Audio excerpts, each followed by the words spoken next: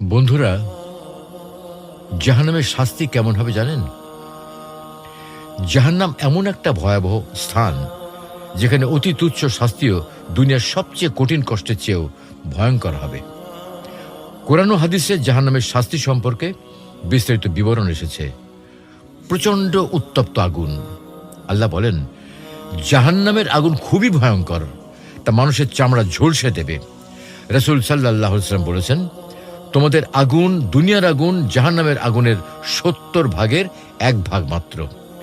জাহান্নামীদের তৃষ্ণার্ত করে রাখা হবে, কিন্তু তাদের পান করার জন্য দেয়া হবে খুবই গরম পানি, যা তাদের অন্ত্র নাড়িভুড়ি টুকরো টুকরো করে ফেলবে। তাদের পান করানো হবে গলে যাওয়া ধাতব পদার্থ ও পুঁজ, যা গিলে ফেলার মতো হবে না, বরং তারা চরম কষ্টের মধ্যে থাকবে।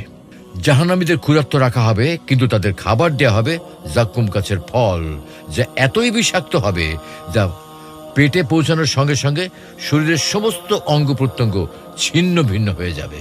জাহান্নামীদের পোশাক হবে গলিত তামা ও আগুনের তৈরি। তাদের হাত পা লোহার শেকড়ে বেঁধে ফেলা হবে এবং আগুনের মধ্যে টেনে নিয়ে যাওয়া হবে। চেহারা পুড়িয়ে দেওয়া হবে। আল্লাহ বলেন, সেদিন কিছু মানুষের চেহারা আগুনে ঝলসে যাবে, তারা হবে হতাশ ও বিপর্যস্ত। রাসূল সাল্লাল্লাহু আলাইহি ওয়াসাল্লাম বলেছেন, জাহান্নামের আগুন এত তীব্র হবে যে একবার চেহারা স্পর্শ করলে মাংস গলে যাবে এবং দাঁত বেরিয়ে যাবে। সবচেয়ে হালকা শাস্তি হবে কেমন? তা হলো, আবু তালিব, নবী সাল্লাল্লাহু আলাইহি ওয়াসাল্লামের চাচা, যিনি ঈমান আনেননি, এর জন্য সবচেয়ে হালকা শাস্তি নির্ধারিত হবে। তার পায়ের নিচে অগ্নির টুকরা রাখা হবে, যা এত উত্তপ্ত হবে যা থেকে তার মস্তিষ্ক পর্যন্ত ফুটতে থাকবে। জাহান্নামীরা কখনো মরবে না, বাঁচবেও না। জাহান্নামের শাস্তি হবে চিরস্থায়ী।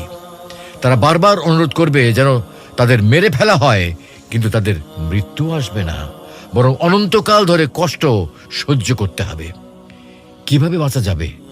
তওবা ও ইস্তেগফার করা, নামাজ পড়া ও আল্লাহর আদেশ মেনে নেওয়া, অন্যায় ও পাপ কাজ থেকে বেঁচে থাকা, সত্য কথা বলা ও অন্যকে অন্যায় থেকে বিরত রাখা, এবং দুস্থদের সাহায্য করা ও দান সাদকা করা।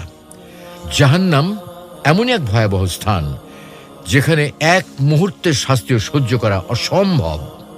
তাই আমাদের উচিত আল্লাহর অবাধ্যতা থেকে দূরে থেকে তার সন্তুষ্টির পথে চলা।